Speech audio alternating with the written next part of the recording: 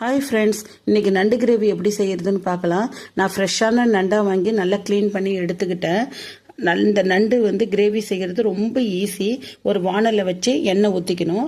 எண்ணெய் காஞ்சதுக்கப்புறம் வடவை சேர்த்துக்கணும். இந்த வடவை நல்லா பொரிஞ்சு வரணும். அதுக்கப்புறம் 2 வெங்காயம் சேர்த்துக்குங்க. அது கூட 2 தக்காளி, கருவேப்பிலை, உப்பு சேர்த்து நல்லா வதக்கிக்கணும்.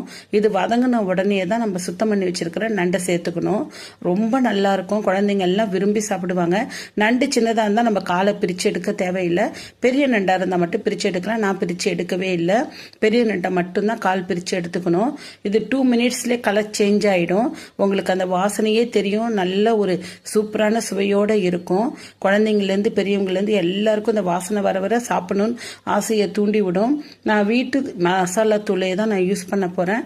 குழம்பு தூள் தான் யூஸ் பண்ண போகிறேன். பாருங்கள், கலர் கொஞ்சம் சேஞ்ச் ஆகிருக்கு.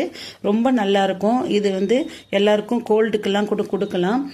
இந்த கிளைமேட்டுக்கு ரொம்ப டேஸ்ட்டாக இருக்கும். ரசத்தோடு சேர்த்து சாப்பிட்லாம்.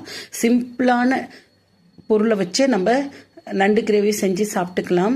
இப்போ பாருங்கள், நான் குழம்பு தூள் ஒரு 1.5 ஸ்பூன் அளவுக்கு சேர்த்துக்க போகிறேன். கிரேவிங்கிறதால தண்ணி கம்மியாக ஊற்றினாலே போதும். மூடி போட்டு நம்ம ஒரு 5 மினிட்ஸ்லேயே ரெடி ஆகிடும். அதுக்குள்ளே நம்ம தேங்காவும் பெருஞ்சீரகமும் அரைச்சி குறைப்பாக அரைச்சி நம்ம எடுத்துக்கலாம். இது ஒரு 5 மினிட்ஸ்க்குள்ளே ரெடி ஆகிடும். தேங்காய் பெருஞ்சீரகம் போட்டு குறைப்பாக அரைச்சி எடுத்ததுக்கப்புறம் நம்ம இந்த கிரேவி கூட சேர்த்தோம்னா 2 மினிட்ஸ்லேயே நண்டு கிரேவி ரெடி ஆகிடும்.